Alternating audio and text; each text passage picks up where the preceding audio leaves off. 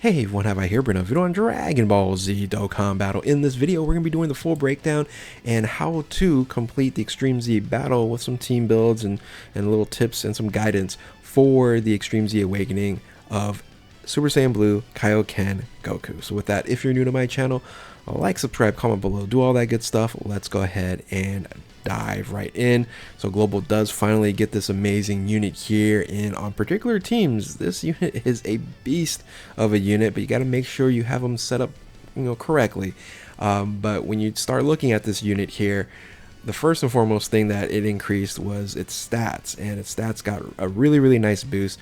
Its HP increased to 19,576. Its attack is a whopping 22,103, and then defense is 12,708. So again, the stats ended up boosting quite a bit. When you're looking at the overall the unit of itself, the rest of the stats here, the leader skill, you have now 170% across the board for Representative Universe 7 and Universal Survival Saga. The SA is actually super strong, because not only that it raises defense for one turn, that's the add that's provided on here, you still have the unconditional infinite stacking ability for greatly raises attack and causes immense damage to enemy. Now, I say this all the time when it comes to EZAs. Immense damage, SA 15 for TURs, is the strongest SA multiplier in the game. It beats out SA 25 when you are having an LR EZA as well. I don't know why they do that, but that's how it's set up. So having the greatly raises attack stacking, right, stacking unconditionally for the immense damage, the extreme immense damage, is incredibly powerful. So the passive here, the boost is quite substantial. It increased to attack and defense 159%. Now here's the little add-on here that makes this unit incredibly good if you play it correctly. If you run this unit with another Universal Survival Saga category ally attacking the same turn, you get guard against all attacks and launches an additional attack with a high chance of becoming a super attack for 5 turns from the first appearance. And again, this unit here was all it really needed was some defensive mechanics, and it definitely has one with the SA with the raises defense there, and now guard against all attacks. Come on, you are going to be super strong there. Now, as you build up, this is kind of the reason why they ended up actually doing this, is as you build up, you're able to gain attack and defense 10% per attack up to 59%, plus an additional 59% when performing a super attack. That's just added on there. And then plus additional 59% and attacks effective against all types when performing super attack if HP is less than 59%. So those are there already. But you have 5 turns, right? 5 turns with another Universal Survival Saga category ally with it, and you are just wrecking shop, right? And you're going to tank a lot of hits there. So on top of that, you do have this amazing active skill. They didn't do anything to it, and that's fine because it's already OP enough.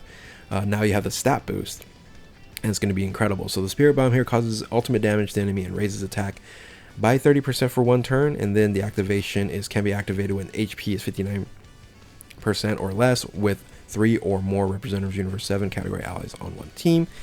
And then the link skills go Godly Power, Warrior God, Super Saiyan, Kamehameha, Terminate Power, Total, Over in a Flash, and Fierce Battle. Now here is where this unit is very valuable, because it's on so many different categories. Now again, if you want to use this unit to its fullest, you want to use this unit where it's having another Universal Survivor Saga category ally attacking the same turn, right? So that's the tough part, is the little bit of restriction.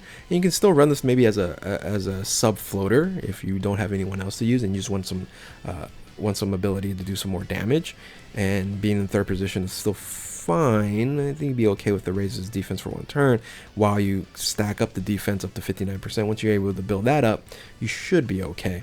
But with the guard, you're super strong. So the categories, let's just really quickly: Universal Survivor Saga, Realm of Gods, Pure Saiyans, Full Power, Goku's Family, Kamehameha, Representative Universe 7, Bond of Master Disciple, Final Trump Card, All Out Struggle, Turtle School, Master of Evolutions, Bond of Friendship, Accelerated Battle, Power Beyond Super Saiyan, Bond of Parent Child, Earthblood Fighter, Superheroes, Power Wishes. Yeah, a ton of different categories. So, and I wish they're just going to continue to make more units that have this many categories so we can, use them on a bunch of different team builds. Now let's go ahead and talk about the EZA in of itself and how to go ahead and complete the Extreme Z battle here. So this fight here is weak against accelerated battle.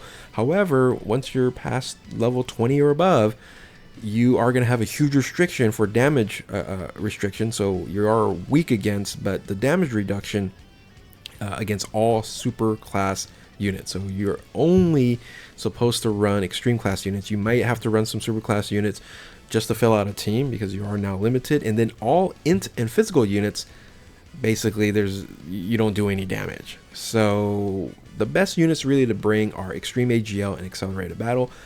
The problem is there's not many of them. So how you start really building this team here, LR Hitku is 150% lead. Then you have, for the other accelerated battle leader, is Super Saiyan 3 Goku, but he's a super class unit, and he's not going to provide any damage. As you can see, the limitation we have here, right? Look at the LRs. We have 3 LRs that we can technically use that's going to do damage to this fight here. That's it.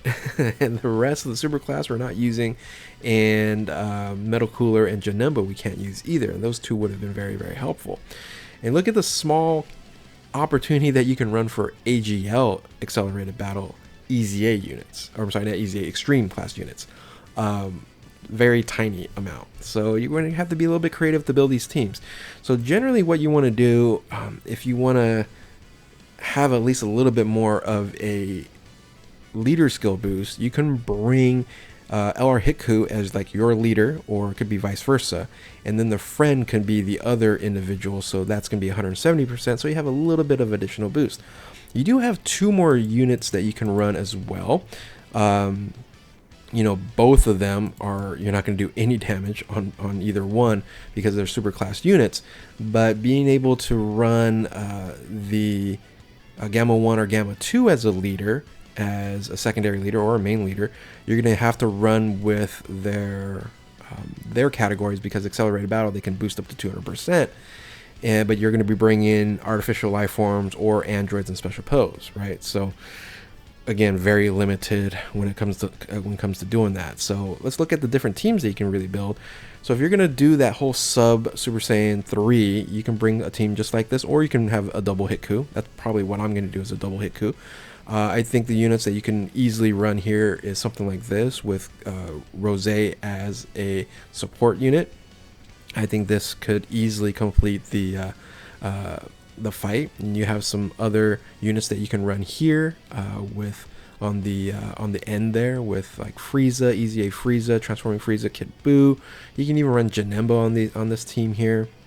Heart, something very unusual of a unit that you can run on that as well. Another combination you can run is something like this, right, where you're bringing Buu there, or you're bringing the Grade 8 Vegeta, right? So again, some different combinations you can run, but I think all of them would be very, very useful during this Extreme Z battle. Now, another way of looking at this is this unit here with the Gamma 1. With Gamma 1, I mentioned before, you'll be running artificial life forms, and as you're running artificial life forms, you're now even more limited on who you're able to bring. But this is a team that would work out fairly well, and you're going to have half of your leader skill at 200% when you're running Hitku at 150, or if you want, you can actually run the Gamma 1 as a double lead, and all these other units that you have here is 200%. However, Gamma 1 is not going to do any type of damage to Super Saiyan Blue Kaioken being a super class unit.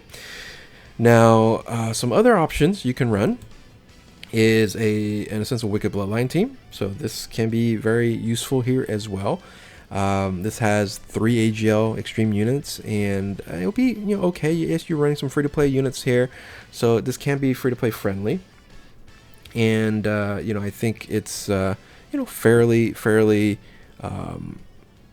good. I think the other teams are going to be better, but you definitely can run a Wicked Bloodline team to complete this event. Another options here could be the AGL Cell, right, as the leader, and then a possible sub leader. Again, we talked about the Gammas. Gamma 2 running a special pose and androids team, and so you're bringing mostly cells there, and it can work out okay. So I think these are some options as well that you can actually do. So for me, on on the other hand, I'm probably just going to run this team here. I think this team, I'm just going to put it on auto mode and just do all 30 stages. I think it'll be just fine. Bringing 170% Super Saiyan 3 Goku could work as well as a sub just to boost up, but I don't like having another one unit not being able to do any kind of damage, so especially on auto mode. But anyway, that's probably the team that I'm going to run right here. Let me know if these teams can help and what are you going to be running here. This can be free to play friendly if you're using the metal coolers. But anyway, that's pretty much the team builds and how to beat the Extreme Z battle. So if you are new to my channel, like, subscribe, comment below, do all that good stuff. Thank you all for watching. Keep on Dokkaning, and we will catch you next time. Later.